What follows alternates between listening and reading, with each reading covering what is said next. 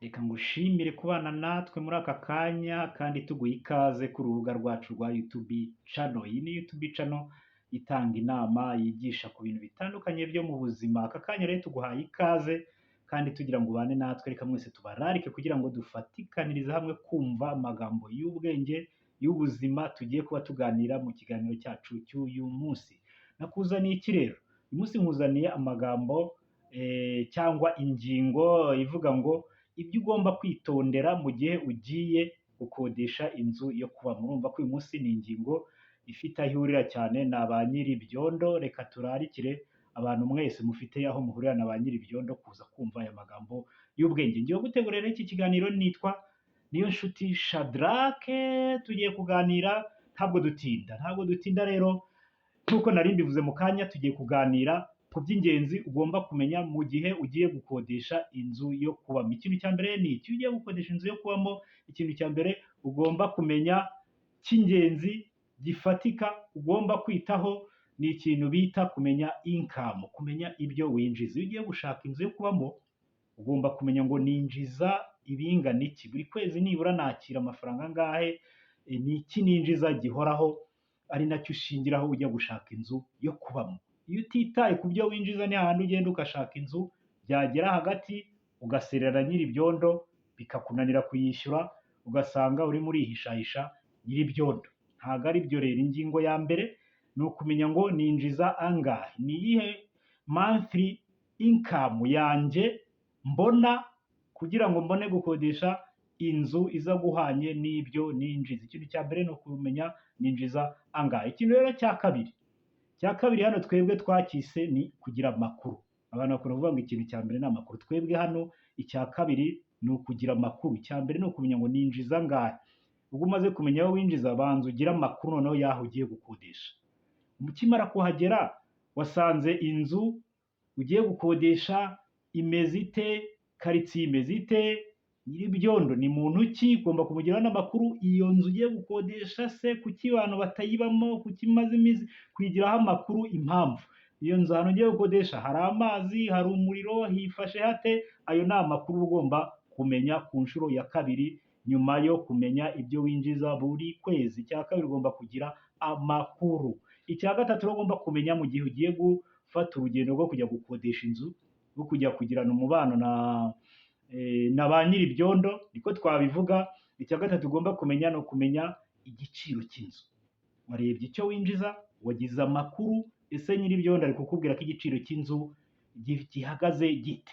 Aha rero turatanga inama ko mu gihe ugiye gukodesha inzu, ni byiza ko uzajya ukodesha inzu nibura itarengeje 1/5 cy'amafaranga winjiza buri kwezi. Ubwo buri wese akimara kumva ibi amenya ibyo yinjiza, amenye n'inzu yaba akodesha. Iyo rero inzu ifite igiciro gihanitse, twatanga inama ko washaka umuntu mufatanya kuyishyura kugira ngo ubashe kugira ibyo ugeraho. Bitabaye ugerayo utarebye igiciro ugereranije n'ibyo winjiza, ni hahandi uzasanga ukorera nyir'ibyondo no kwigurira ipantaro byakunaniye no kugura amavuta byakunaniye, ahubwo ukora buri gihe uhereza nyir'ibyondo, ugasanga nta kindi kintu ugezeho. Rero kureba igiciro ni ibintu by'ingenzi cyane. Icya kabiri amakuru uyafite. Icya mbere, ikofi yawe ihagaze ite, winjiza iki. Icya gatatu ni ukumenya ngo igiciro kimeze gute. Ikintu rero cya kane tugomba kwitaho ukijya gukodesha inzu, ukihagera wahageze byose wabibonye, igikurikiyeho ni ukumenya umutekano. Umutekano ni ukumenya ngo iyi nzu ntabwo ituriye akabari, iyi nzu irimo umuriro, iyi nzu irimo, iki gipangu kibamo bande, kibamo bantu ki, tuzabana gute. Ibyo ni ibintu ugomba kwitaho cyane ku mutekano wawe. Igipangu kirafungwa, inzu iriho inzugi zose, ikintu cyitwa umutekano wawe n'ibyawe ugomba kuwitaho, ntabwo ari ugupfa kugenda. Icya kane ni ikintu bita umutekano. Ikintu rero cya gatanu twaza tukubwira ni ukureba abaturanyi, aho hantu iyo karitsiye utuyemo irimo umwuka ki. Ese aho hantu utuye bahavuga iki? Ese ni abantu bashobotse? Se ni abagore, ni abagabo, ni abasore, n'imiryango. Igipangu ngiye kujyamo, abaturanyi nturanye nabo ni bantu ki? Ibi nabyo kumenya abaturanyi ngiye guturana nabo ni byiza kubimenya, kubigiraho amakuru hakiri kare kugira ngo nabyo bizagufashe kubaho utuje udafite impungenge bizagufasha cyane mu gihe ugiye gukodesha inzu. Ikindi rero twavugaho cya gatandatu ni ukumenya ngo ahantu ugiye gutura muri rusange, wamaze kumenya abaturanyi, wamenya inzu uko iteye, aho hantu ugiye gutura ni hantu ki? Ni hafi y'akazi nkora? Hari umuhanda uhagera? Hari niba mfite igare aho sinzagenda mbyikoreye kugira ngo ngere aho ntuye? Ese aho hantu ni hantu ki? Hateye hate? Imiterere yaho ugereranije n'uko wifuza kuba, hegereye umuhanda, hegereye akazi nkora, hegereye ahantu utuye, ugomba kuhamenya ugiye gutura, kumenya, ubwo ndavuga intera, hegereye amashuri, hegereye ivuriro, hegereye isoko, hagera umuhanda. Ibyo ni ibintu uba ugomba kwitaho, si ugupfa kureba gusa, ahubwo ibyo uba ugomba kwitaho ahantu.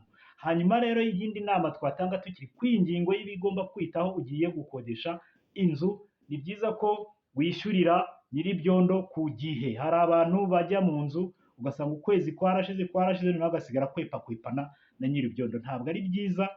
Muri ya gahunda yo kwiyubaha n'umutekano wawe n'ibyawe, ugomba no kwishyurira nyir'inzu ku gihe. Ibi rero kandi mu gihe ugeze mu iyo nzu ya nyir'ibyondo ugomba kuyifata neza nk'aho ari inzu yawe, ukayitaho.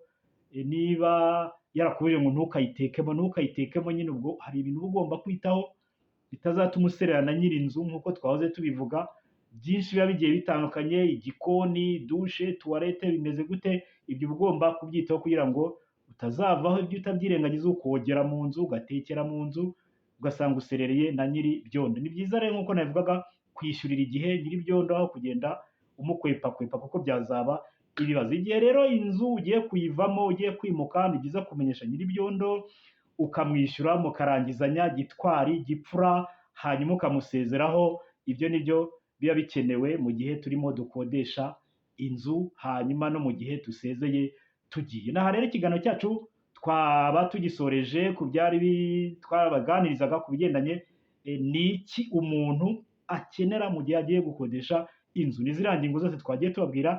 Reka tubashimire kuba mwadukurikiranye. Njye wagutegura iki kiganiro kandi wanakikugejeho ndi Shaddy Nshuti. Hanyuma iyi YouTube channel muzajya mukomeza mugenda muyiganira, mureba ibiganiro binyuzwaho. Tubashimiye ko mwadukurikiranye. Itafari ryawe uyu munsi, duhe subscribe, uduhe like ndetse na share kugira ngo ibyo tuganira bijye bigera no ku bandi, kandi natwe turusheho kugira imbaraga. Hanyuma nyuma y'ibyo uduhe na comment tumenye ngo turongera iki, turagabanya iki. Nibyo twari twabateguriye. Turabashimiye, mugire ibihe byiza. Ciao ciao.